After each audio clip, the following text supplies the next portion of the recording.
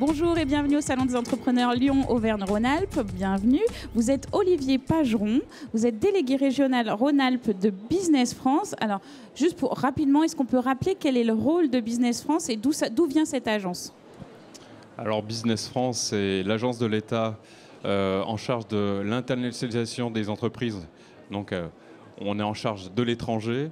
Donc, on a plusieurs missions. Une mission à vocation export, c'est-à-dire nous apportons notre aide pour aider les entreprises françaises à se développer sur les marchés étrangers. Nous avons aussi une autre mission très importante qui est en fait de détecter et d'accompagner des projets d'investissement d'entreprises étrangères pour le territoire français. Donc nous accueillons, ça marche dans les deux sens, en fait. Exactement. Donc nous accueillons des projets de création de filiales, de centres de recherche, de filiales techniques, commerciales, donc sur le territoire français. Donc on essaie de vendre la France comme une terre d'investissement pour ces entreprises-là. Et puis on a une mission aussi un peu plus générale, je dirais, de valorisation de la marque France à l'étranger en matière d'innovation.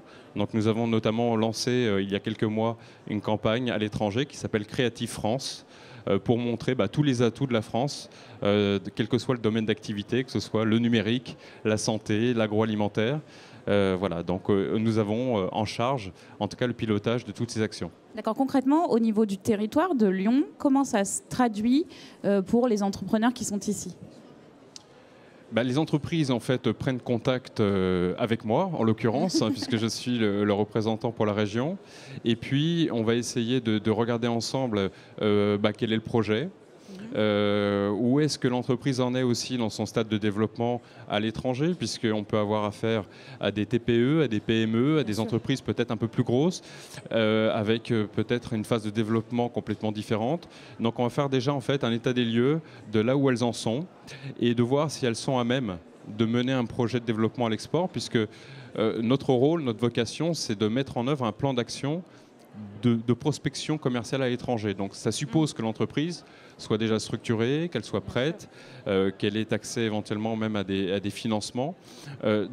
Et en fonction de ça, soit je suis à même de lui proposer nos services pour aller se développer sur l'Europe, sur le grand export, participer à des salons, communiquer éventuellement dans la presse internationale ou recruter, ou alors je vais passer la main à de nombreux partenaires avec lesquels on travaille, en premier lieu les chambres de commerce et d'industrie. On a souvent dit que les entreprises françaises étaient un petit peu frileuses à aller à l'export, qu'on avait un peu peur de prendre ce risque, etc. Est-ce que les choses changent? Est-ce que vous sentez une différence ces dernières années, notamment grâce au digital qui aide aussi beaucoup à se développer? Alors, tout à fait. Donc après, effectivement, tout dépend du secteur d'activité. On est dans une dynamique en termes, vous parliez de digital, toute la dynamique en fait de la French Tech, qui en fait du coup permet à ces entreprises, ces startups du numérique de conquérir rapidement donc des marchés à l'étranger. Après, vous avez des secteurs peut-être un peu plus traditionnels où là, effectivement, il peut y avoir des hésitations. Parce que est-ce que le produit ou le service est en phase avec le marché que je souhaite conquérir? Ça suppose aussi d'avoir des moyens. Parfois, ça suppose aussi une réelle motivation du dirigeant, et on se rend compte que les dirigeants d'entreprise sont parfois un peu frileux en se disant déjà la France est compliquée, est-ce que l'export finalement ça va être...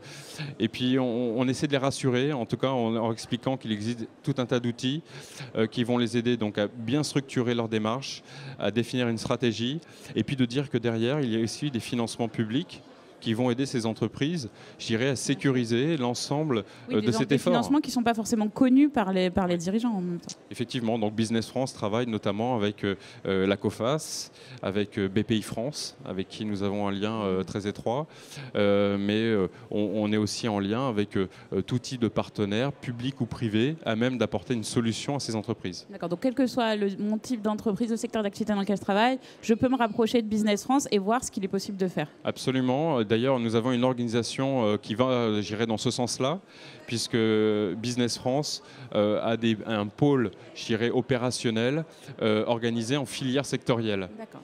Donc, nous mettons, en fait, à chaque fois que l'entreprise s'adresse à nous, nous la mettons en face, toujours, d'un interlocuteur dédié à son domaine d'activité. Donc, nous avons des experts référents dans l'agroalimentaire, dans l'industrie, dans le domaine de la santé, de manière à ce que le dirigeant puisse s'adresser techniquement à quelqu'un de chez nous, qui puisse avoir en face de lui quelqu'un qui comprend sa problématique et qui connaît le marché. Voilà.